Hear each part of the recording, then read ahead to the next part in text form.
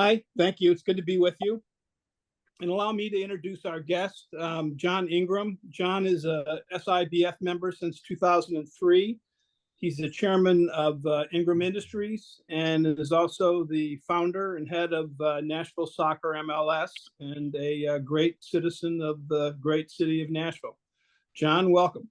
Thank you, Carl. It's nice to be here, and especially to be here with you. Well, thank you. I guess to get started, can you just tell us a little bit about yourself? I mean, are you a native Nashvilleian, and what's your education background, and so on?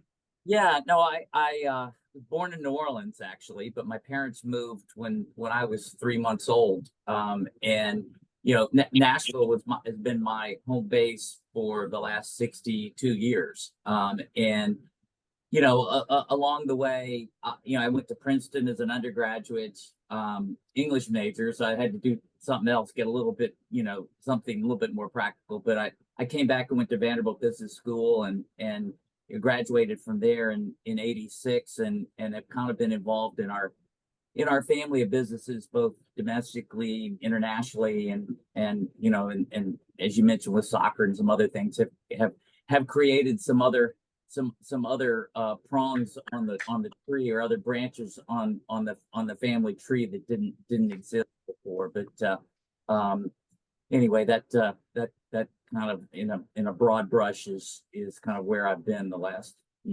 62 years. And is Ingram Industries, it's a large organization. What all do you do? Well, Ingram Industries has really got, I guess, three pieces. Ingram Industries is a holding company, but the two largest pieces are, we have an inland marine transportation company, a company called Ingram Barge Company, or really Ingram Marine Group, because there are other certain logistic things that we do. But the primary business is barging bulk commodities up and down the Mississippi River system. Farm products, corn, soybeans. A lot of the products that go into the manufacturing of steel and big heavy things tend to move on the water. That's one piece of it. My older brother Orrin really looks after that. The other two pieces I look after, one is a publishing industry services business. If you think, I mean, my father died in 1995, and we inherited a book distribution business. Basically, we bought physical books from publishers, and we sold them to physical bookstores. Amazon came along about that time, and that's a whole nother story. I had the chance to meet Jeff Bezos when he had 8 people working for him, which was, wow. that's I mean, a whole nother story. But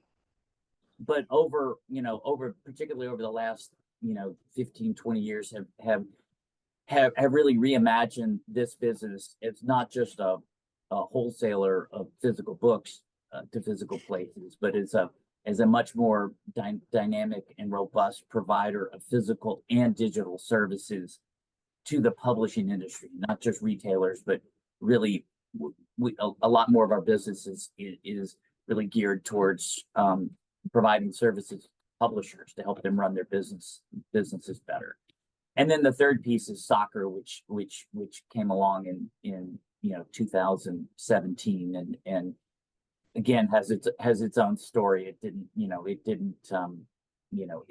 didn't evolve out of either books or barges. How did you get interested in starting a soccer team in Nashville? Where did that come from? Well, Carl, I think at the end of the day, I've kind of figured out, done enough kind of personal self-discovery work to realize that, kind of over particularly the last 15, 20 years, that I'm an entrepreneur. I just work in a big family business. And so, I'm not only not afraid of new things, they often tend to be the more interesting things to me, as opposed to just fine-tuning something that we may already be doing. I'm more interested in what's next. And okay, so how was soccer? What was next? it really wasn't. But what ended up happening is about I don't know, 13 years ago, I got invited to be the commencement speaker at my high school here in Nashville, and I was the 145th I don't know, something like that. And I don't think I've sweated anything as much since my senior thesis, at Princeton. Thinking, my God, what do I have to say that that is relevant and interesting that hadn't been said better about 144 other times? And I just kind of out of the blue, a great friend of mine sent me a couple months before I had to give this commencement speech, sent me the excerpts from a book called "The Top Regrets of the Dying," or "The 5 Top Regrets of the Dying." And it was written by a hospice nurse from Australia, and in her end of life work, she kept hearing these themes, from people, regrets that people have. And, things like, I wish I'd lived the life that was right for me, not a life someone, picked out for me. I thought that was particularly relevant for my high school, with a lot of type A parents trying to get theirs. It was all boys school, to try to, have their boys meaning well, but, say a kid's a great math student, mom and dad want him to be an engineer, where the kid maybe want to be a musician, and so you end up being an engineer for your life when you really want to be a musician. But things like, I wish I'd stay better connected to family and friends, and I wish I'd had the strength to kind of speak my inner truth. And the last one was, I just wish I'd allowed myself to be happier. So at the end of the day, I kind of took pieces of that and kind of gave a bit of my life story. And I really don't know if I had any impact on any of the kids or any of the parents that were there. But this whole process had a profound impact on me personally. And it made me say, okay, what I really want to be with the rest of my life is I want to be intentional about the things that I do. And how that, I'll bring this back to soccer now. I have always been a big sports fan. I still play a lot of sports. I'm a competitive equestrian show jumper. I still play golf and pickleball and all these different things. And as you know, Carl, I've been very involved with Vanderbilt athletics for a long time. Sometimes more successfully than others. It's a really hard slog. Yeah. Successful in the Southeastern Conference, being a relatively small private school with high academic standards. But in any event, and this was about 2016. There were a couple efforts that were getting underway, looking at professional soccer in Nashville. One was led by a group that was looking at getting a minor league team, and if that did well, maybe you could get promoted to Major League Soccer. And then there was another group that was led by now Senator Bill Hagerty. At the time, Bill Hagerty was running economic development for our then governor, Bill Haslam. And Bill Hagerty and his chief of staff was a guy named Will Alexander, whose father was Lamar Alexander. And anyway, those two were looking at other cities that were interested in Major League Soccer, were potentially participating in what was becoming a formalized expansion process. And basically, Nashville was small but mighty in certain important ways, being affluent and affluent in kind of areas that tend to support the sport. So again, tying this all back, I was looking at this and I wanted to participate, but I really kind of wanted to be a bit player. I did not intend to lead it, but as a couple months went by and I was really looking at it, what it really missed was somebody like me that could bring some real legitimacy to the bid. And so at the end of the day, I came to the conclusion that if I didn't know whether we could get this done, but I thought I would regret it. Back to my commencement speech, that I would regret it if I didn't. And so, I was being someone who's kind of an entrepreneur, and you know, failure is more of a learning opportunity. It's not just something that's, it's not something that I was afraid of, really. We set out to do it, and we got it done. Yeah.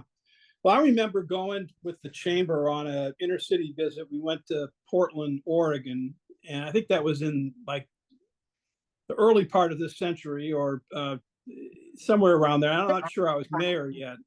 And I saw the stadium there, their soccer stadium, and thought, wow, this is cool. And Nashville ought to be looking at this. And I came back and I talked to a few people, and this is well before you went down this road. And there wasn't a lot of, number one, the cost was a lot higher than I expected. I thought this was going to be a cheap way to get into this, and it was not at all. Right. But it's a really interesting thing. And then I thought, with, like you said, Nashville's population, and Nashville has gotten so diverse, and there are so many. All the young people, of course, are soccer fans, but then we have a large Hispanic population, and lots of immigrants coming to Nashville. So there's a natural base in Nashville for it. Yeah, and as you well know, I mean, the largest population of Kurdish people outside of Kurdistan. Right. Well, how hard was it putting the deal together? Was the league receptive to the idea of Nashville? Did they have the same idea that you had, that Nashville was ready? Well, not at the beginning. When I remember, there were 11 other cities that submitted expansion applications on January 31st of 2017.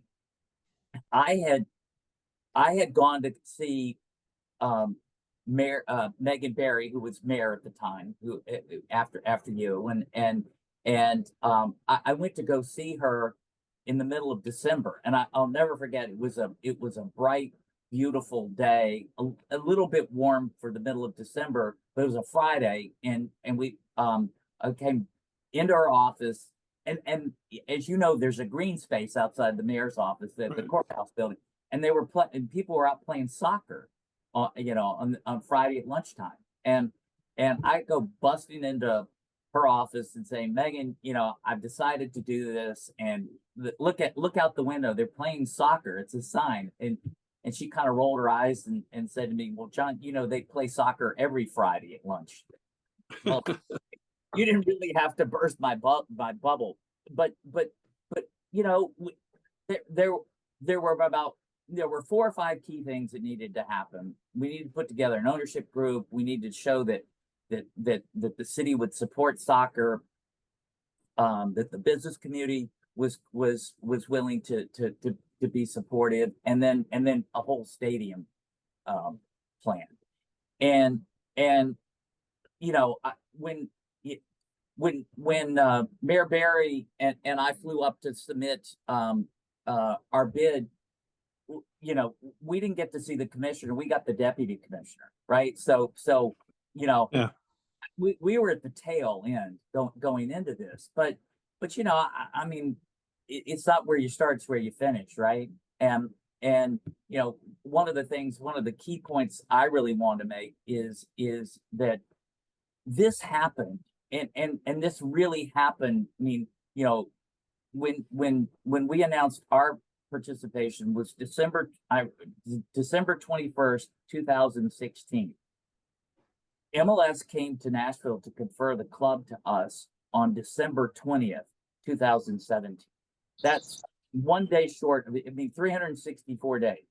And during that period of time, we flashed out the ownership group. We set a record for an attendance for a soccer match to kind of show that Nashville would support this over the 4th of July. We got commitments from the business community, but most importantly, and this is where most of these deals fall apart, we got a stadium plan, not only design, we got a stadium designed and approved by our 40-person Metro Council, and getting that done in that period of time is probably the most remarkable thing, and that doesn't happen without kind of the public sector coming alongside and working with purpose and with an intention to succeed things positively with the private sector. And that to me is really the story.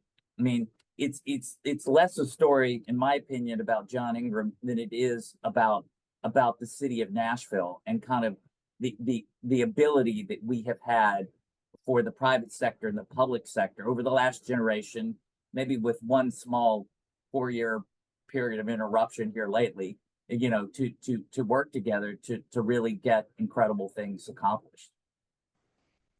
That's great. That's great. And that's true. I think that's one thing about Nashville. There is this sense, number one, where I think it's a very forward-looking city and people are proud of the city, but there is a history of public-private partnerships and people working together and in a very, I think, responsible business community in Nashville that puts the community first, which is important. So you get the deal together, you get a stadium plan, and then the stadium goes up and all that goes smoothly, or are there any bumps along the way? Well, there were some real bumps. I mean, you know, basically we got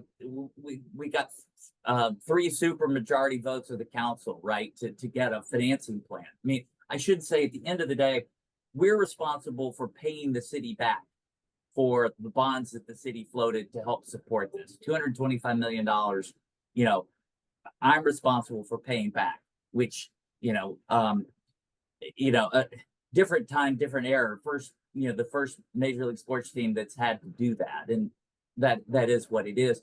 But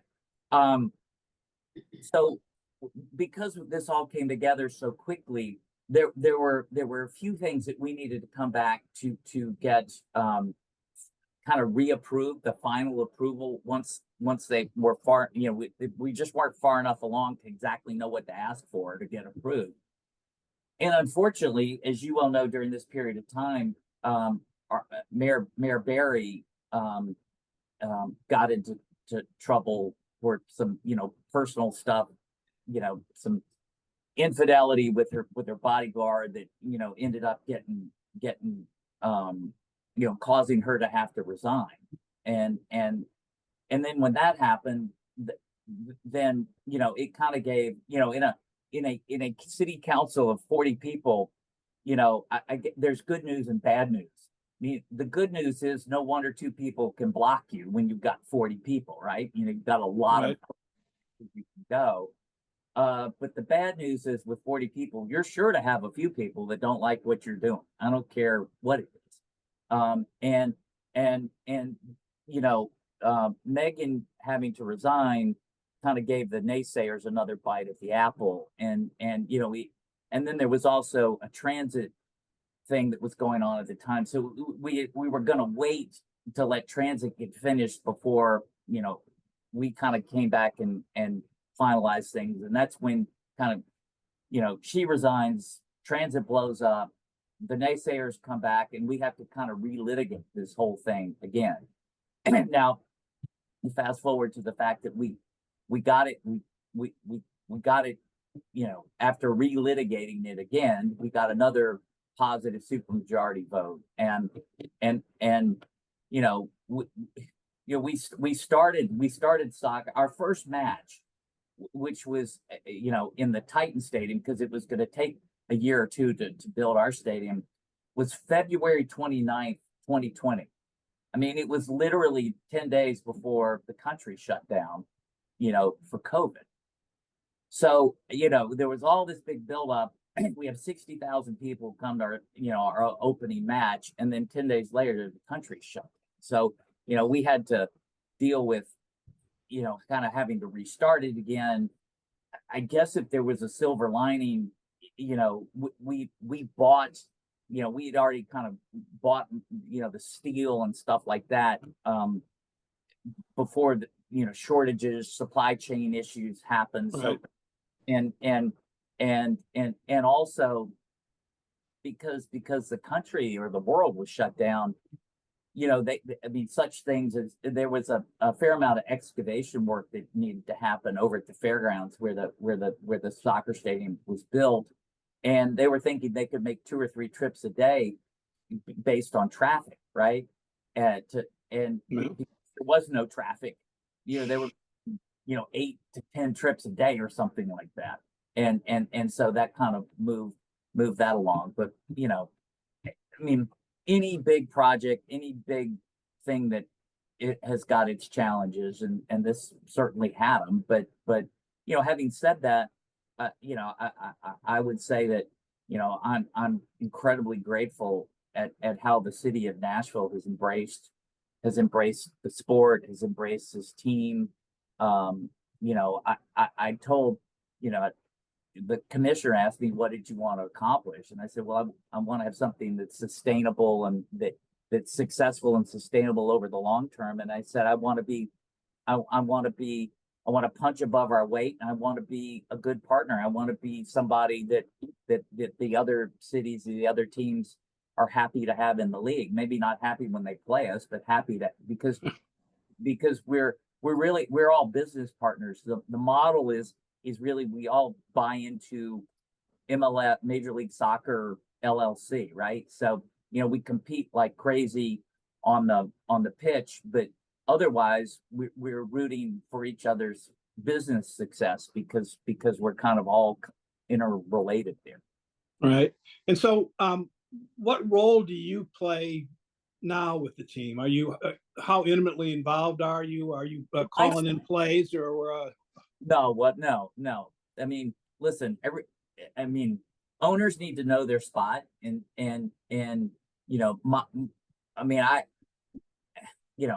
a lot of my peers, a lot of the other cities, people, the owners also maybe the chief executive officer, and I didn't think I had the background to do that.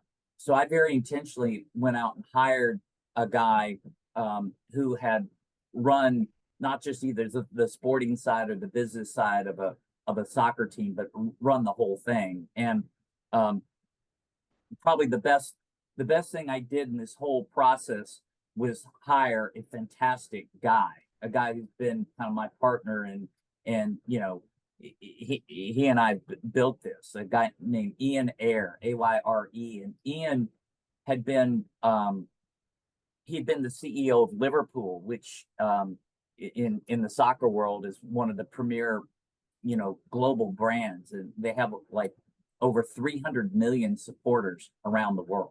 I mean, it's one of the iconic, probably top 5 soccer brands in the world. And it begs the question is, what is a guy like that, who was actually CEO of the year in the Premier League in 2017, what in the world is he doing in Nashville, Tennessee, right? First of all, Ian has got, he really kind of has a sense of adventure. He's originally from Liverpool, and Liverpool was his home club. But he left home at 16 to join the Royal Navy, which is the equivalent in the U.S. of joining the Marines. He fought in the Falklands.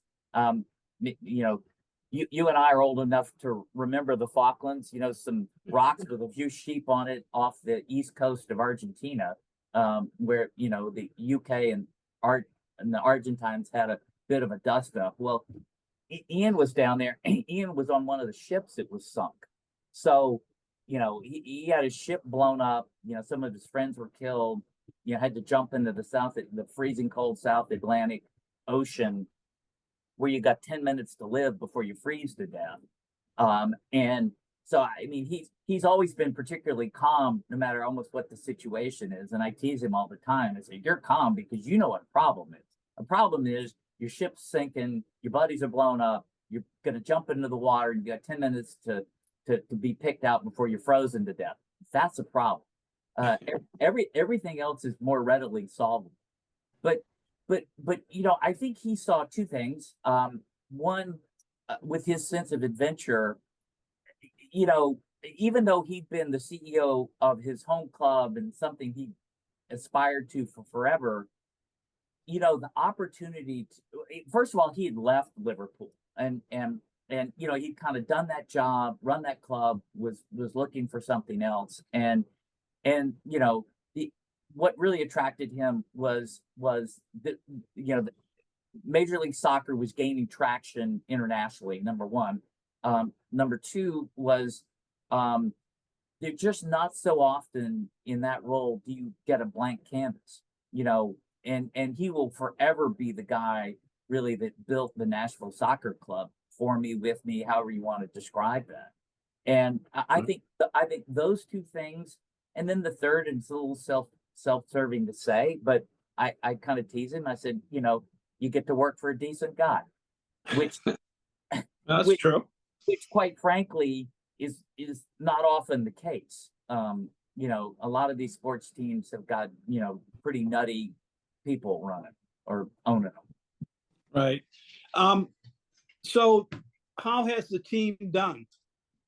Well, this year we're struggling some this year. This is our fifth year, but we're maybe the third team in league history to have made the playoffs all four of the first 4 years that we've been at it. So, I think that matches the my goal of trying to punch above our weight. I would say this year we brought in some pieces to become more offensive. We were more defensive minded when we started, and our coach, who did a beautiful job for us, over the first, 4+ years. He was a coach of a minor league team that we had right before we started this, but we brought in these pieces to be more offensive minded.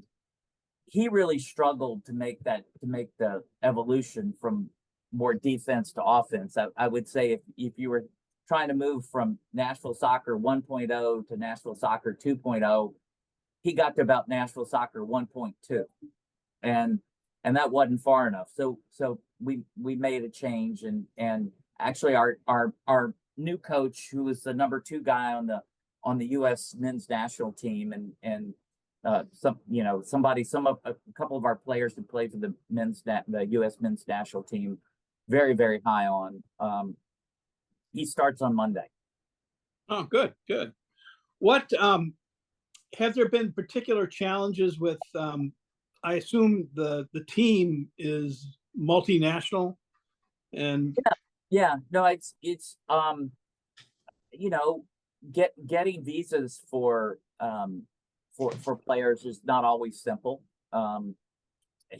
It's speaking to the crowd, when it's simpler to walk across the southern border than it is to do things legally, you got a problem, and it's criminal that we in this country haven't done more to address that. But that's a whole nother issue. But I think our prior coach was English, and he was more comfortable with predominantly English speaking players, and quite frankly, I think that limited us in ways that was also part of a reason why we wanted to make a change. I mean, obviously some of the greatest players in the world, including the greatest player in the world that plays in our league right now, Lionel Messi, he's Argentine, he's South American, and the Argentines, the Brazilians, the Colombians, the people from Uruguay, and central, a lot of Spanish speaking and other speaking, soccer is a world sport, and if you're less comfortable, if you limit yourself too much to English only, you're limiting your talent pool. So I think that'll be part of a change that we'll see with our new guy. But you got to be attractive. I mean, the players have choices, and it's not just I would say, as opposed to football, American football, where all the best players come out of U.S. colleges, right? I mean, the best player coming out of a U.S. college may be the 1,000th best player in the world, right? And so, the college draft is a lot less important in soccer. It's really more of identification of kind of up and coming talent that throughout the world. I mean, we're about to there's an open window period right now where you can bring in you can, sell on or bring in new players. And we're about to bring in a midfielder who's Australian. He has an Australian passport, but has been playing in Norway, right? So, I mean, it's kind of typical of what you get. I mean, people end up all over the world, and we've gotten players from lots of different parts of the world. Do you have scouts like they would in baseball, or how do you identify? Yeah, I mean, we have scouts. We've got connections at Liverpool and other places, right? That somebody may not be quite enough for the Premier League, but could fit in nicely with us. And I would say we kind of use, I would call it a modified version of Moneyball. I mean, you want to get value with what you acquire. But we have services that provide statistics, and so there's an analytical piece to it.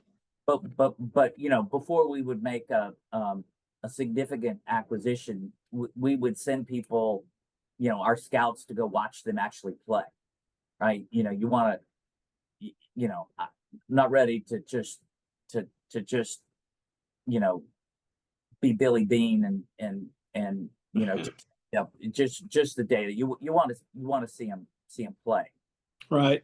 And what does the future hold? I know the World Cup is sort of the big thing out there right now.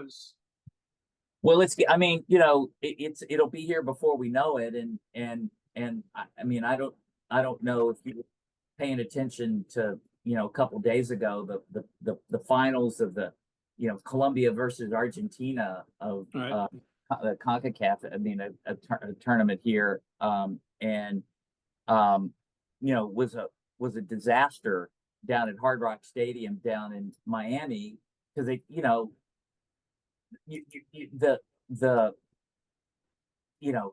2026, fans from around the world, and those are people that, all kinds of different kinds of people, from like the English hooligans that want to go fight everybody, to these Colombians and Argentines that were trying to sneak into the stadium through the duct vents. Either the vent, worked, and I mean, hopefully that will serve as a wake up call for that we need to get ready. And even Nashville. I mean, we're not a host city, but we'll probably host at least a team or two, that will be here practicing, and that probably means some of their fans will be in town, and it's a month-long thing.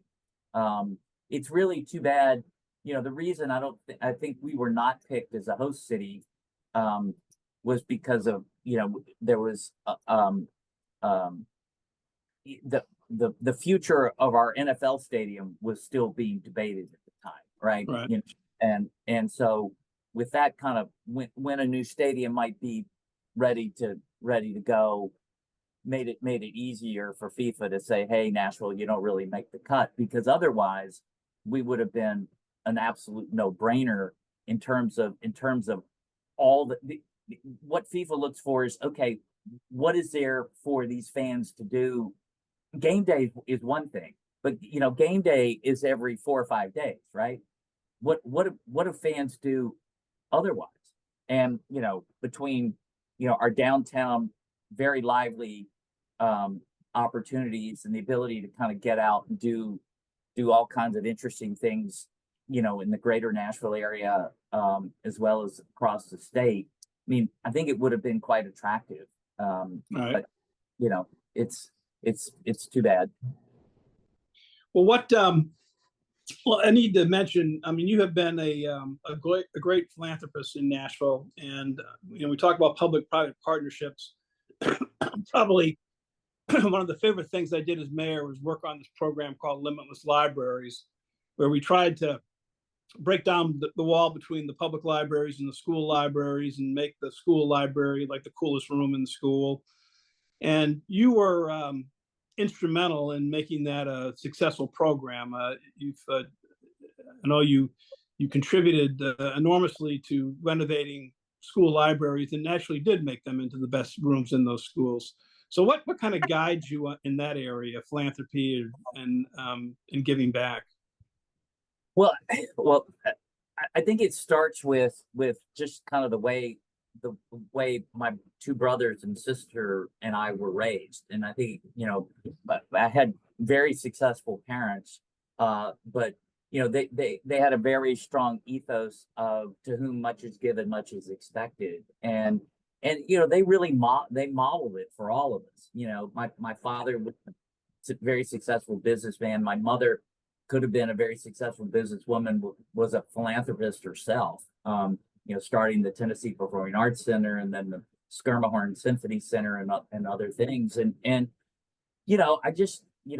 mean, giving or philanthropy is more of a learned behavior. I don't think we're not born necessarily with that to do, but start with that and with that as a backdrop. And then, when I saw what you're doing with the libraries, I mean, for those on this call, I mean, it was groundbreaking to have two public entities, actually working together. I mean, that just doesn't happen, and it's sad, true, but I mean, what Limitless Libraries did was basically take the collection of the whole Nashville public library system and make that available.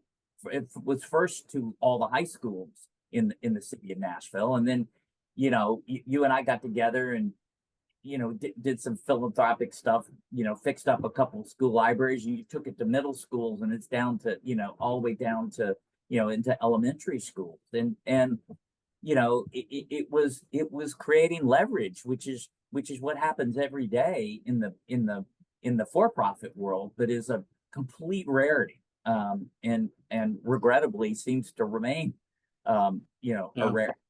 I don't know any other public school systems and public libraries that have replicated this in other cities in the country, which is really a shame because it was a great template. But I mean, I thought it was a great opportunity for the kids. It was so groundbreaking in terms of having these public entities working together.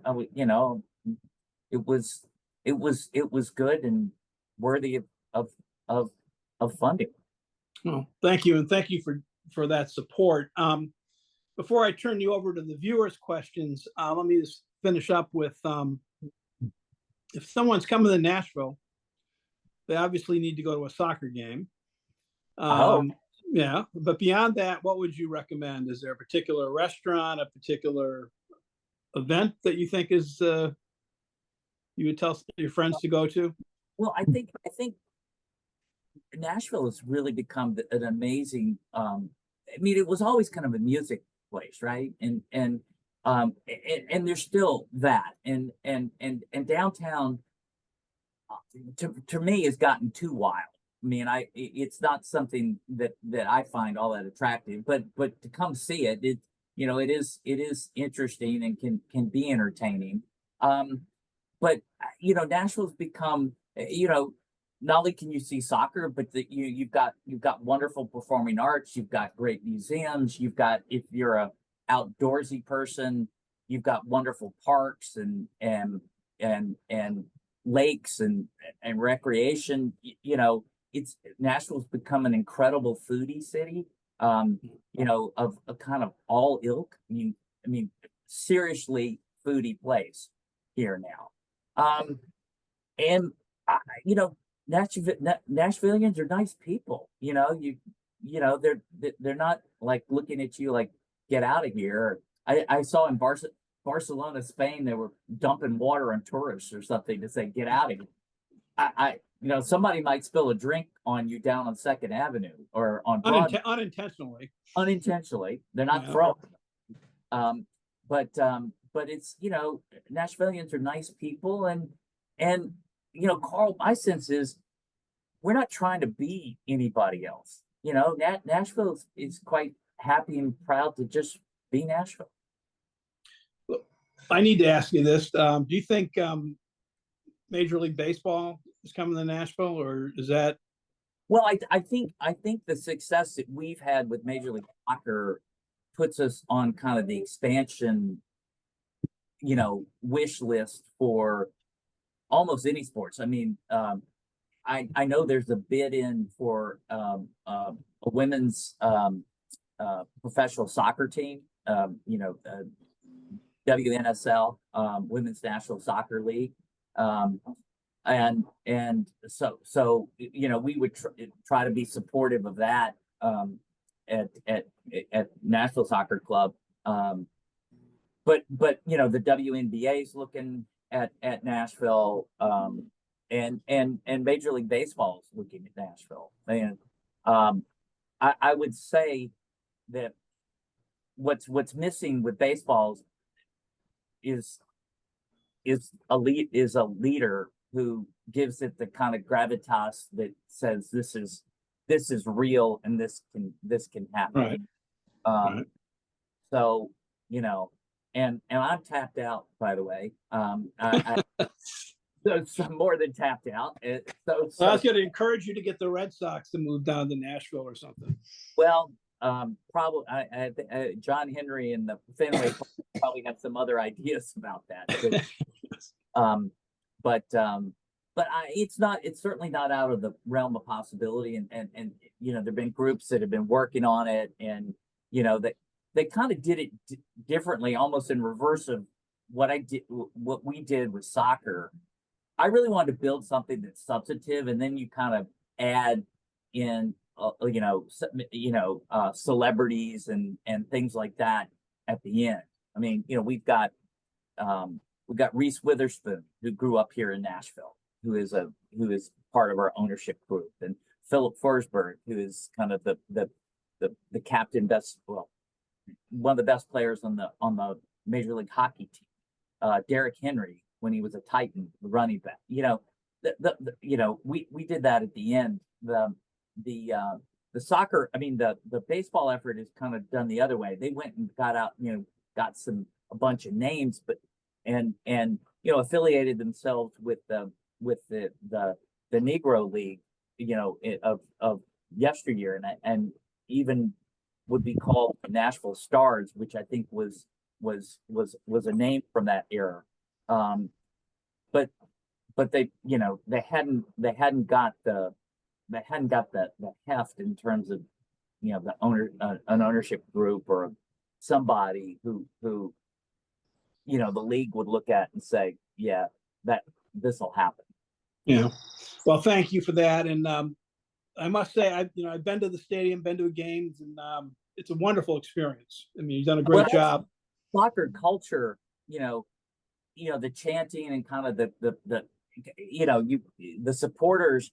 People ask me, we've got 4,000 or 5,000 supporters that show up for every match that sit right behind one of the goals, and people say, well, did you organize that? And the answer is no. They kind of organize themselves, and we try to lightly keep them from getting out of bounds in terms of things that they do, and they've been really good about it so far. But they bring a lot of energy, and then the matches are reliably 2 hours, 2 45-minute halves with stoppage times, and it's continuous play. So younger people are more willing to be there versus a 3, 4, or sometimes 5-hour baseball or American football game. There are a lot of dynamics that are moving in the the direction of soccer in this country. I view it. Last thing I'll say, it's like the incoming tide. You can sit there in where the water's lapping your ankles and for a moment say, well, I don't see anything. My answer would be, okay, wait 30 minutes and tell me if you don't see anything. And by then, the water's up to your knees. And that's kind of the analogy. I mean, it's coming, and I'm glad I got in when I got in, because at the valuations and whatnot that are out there right now, I couldn't have afforded it. Well, thank you. And I'll turn it over for questions. Okay, Carl, thank you so much. So John, I've got a couple questions to ask you here. So we'll start off. First one is from sort of a Nashville native who said his friends have all said that the NSC game experience is a 10 out of 10. However, they do not attend as many games as desired due to bad parking. Is there a plan to fix this? And on a broader note, what are the current discussions between public and private leaders to kind of improve transit in the city, especially with the upcoming East Bank development and continued rapid growth in the greater area? Well, there are a couple questions inside of that. First of all, I mean, parking is a challenge, and there's no kind of immediate silver bullet that is going to deal with that. You know, it's a challenge for Titan games, the challenge, you know, for Predator games, and you know, we continue to work both with our parking partners and with Metro Police to continue to make that better, and I think it has gotten better. Other things that we're doing is, as we build more around there, I think there's going to be more activities for people kind of after the match. So if you could imagine people that show up, you know, not as lumpy, either coming to the matches or leaving the matches, I think that those things will help as well. There is a major transit plan underway. You know, one of the main streets right at the southern, you know, tip of the stadium, Craighead, has got sidewalks, and you know, the more that there are sidewalks, and so that people have got, you know, more access to be able to kind of get a little bit further away, park a little bit further away. I mean, we recognize that it's imperfect, and the fact of the matter is it's you know, it will likely stay imperfect, but it's also kind of a continuous improvement opportunity thing that we work on every day. Okay. Given your substantial contributions to Vanderbilt University that Carl sort of touched on earlier, how do you view the role of corporate philanthropy in supporting higher education and fostering future business leaders? The role of the corporate world in higher education. Well, corporate philanthropy. Yeah. Mm-hmm. You know, I don't know. What comes up for me when I hear that is that, you know, some astronomical amount of the fundamental research and development that happens in this country happens at universities, and corporations can't do as much of that because corporations have got to, you know, they got an ROI metric, you know, tied, and particularly public companies to you know, anything that they spend a dollar on.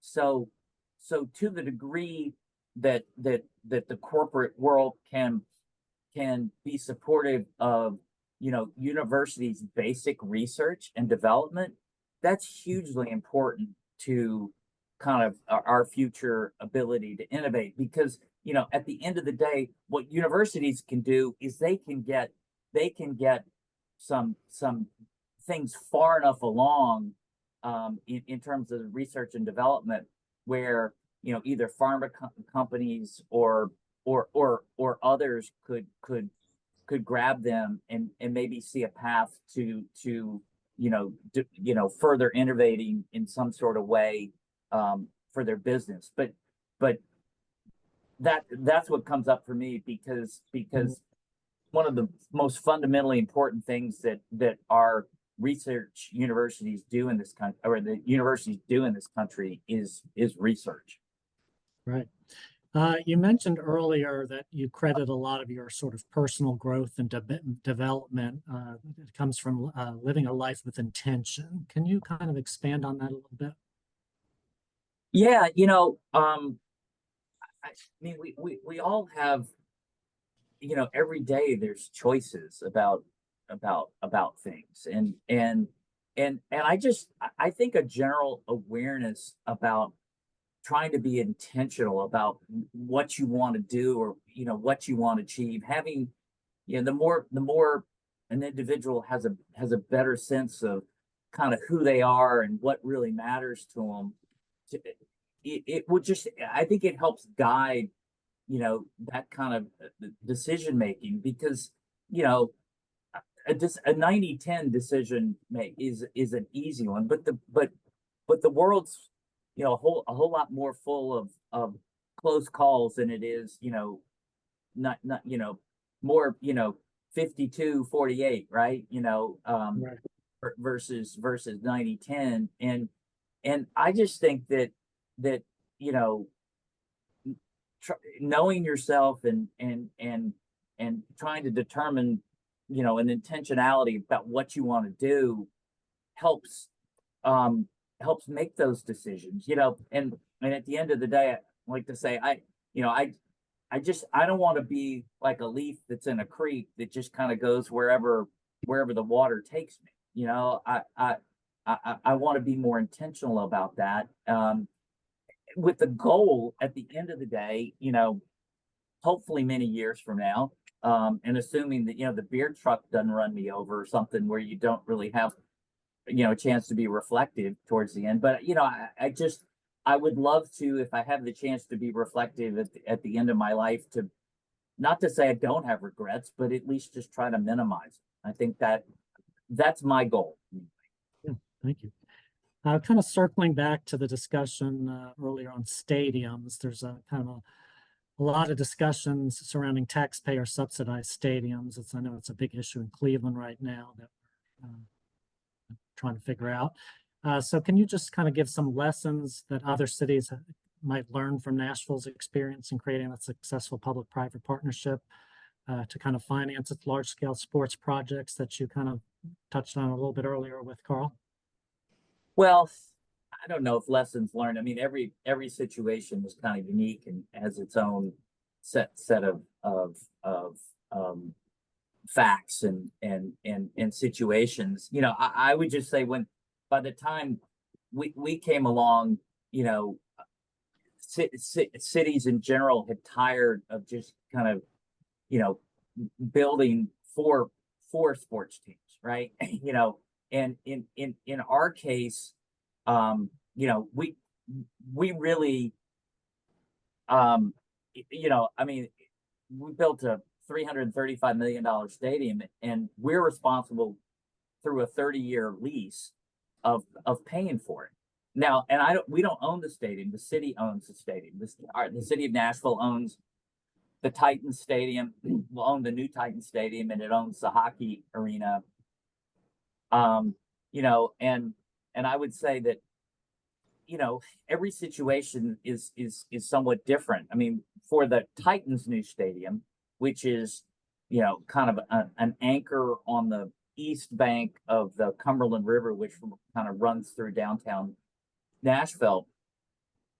I mean, in a certain sense, there are three kind of primary sources of financing there. First of all, the state is given $500 million worth of COVID funds, in effect, to the project.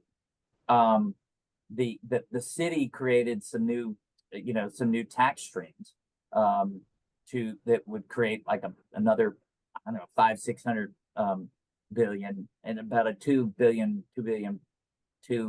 project, and then the final piece is up to the NFL and the ownership group to come up with.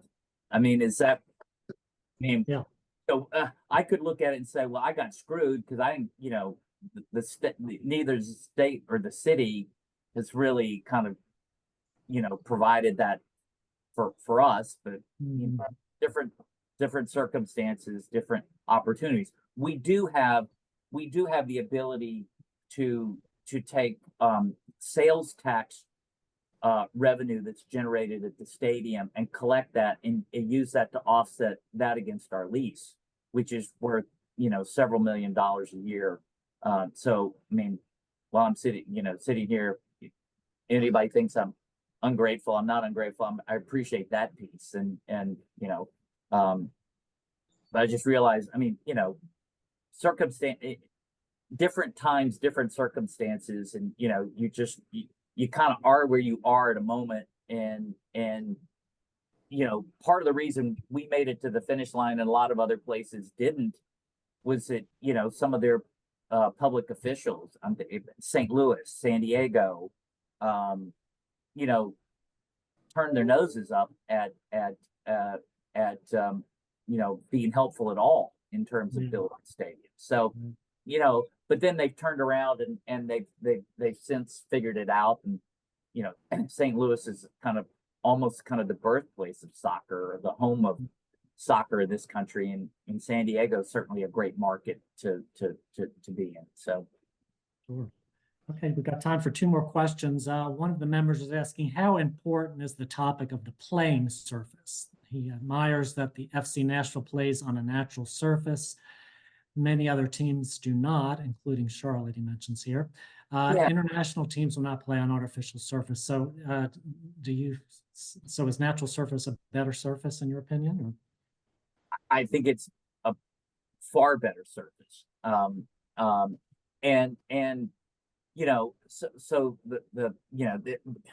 Again, there are always different circumstances. I know it was important to the league when we were trying to, earn entrance to